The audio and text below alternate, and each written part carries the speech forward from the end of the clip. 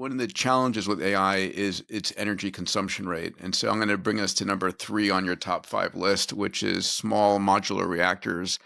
I've said for a while now, I think it's sinful that we haven't invested heavily into nuclear in this country. The Gen 4 reactors are safe.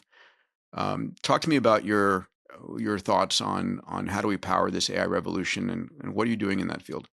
Well, number one is I think we are using a lot of energy that we don't need to be using, and we could go into that. But I think that in a lot of the training of these models and how we're doing AI, Salesforce is committed to being a net zero company, and we're doing a lot of things to be net zero. You know that. I do. And this is extremely important. We think we are. I'm sure there could be challenges to that idea already.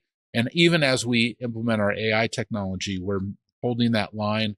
But I think there's people who are using exhaustive amounts of AI energy because they're in various levels of competitive races that is causing that to happen. So let's put that issue completely to the side for just a second. And you're right. We need new energy capabilities.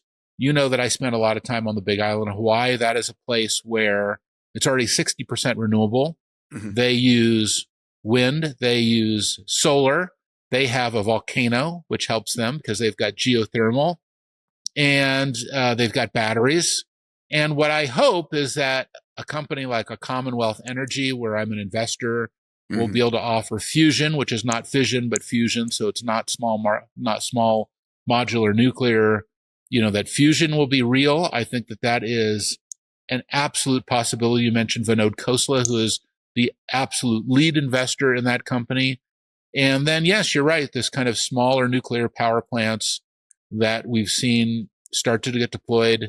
There's even tests of those. I think we're very optimistic. I don't know if you're going to use that in a island where there's a high volcanic activity, but you might find a lot of places where you can use that very successfully. And look, how do we know that's a capability? Well, we know that we have this nuclear aircraft carriers and submarines.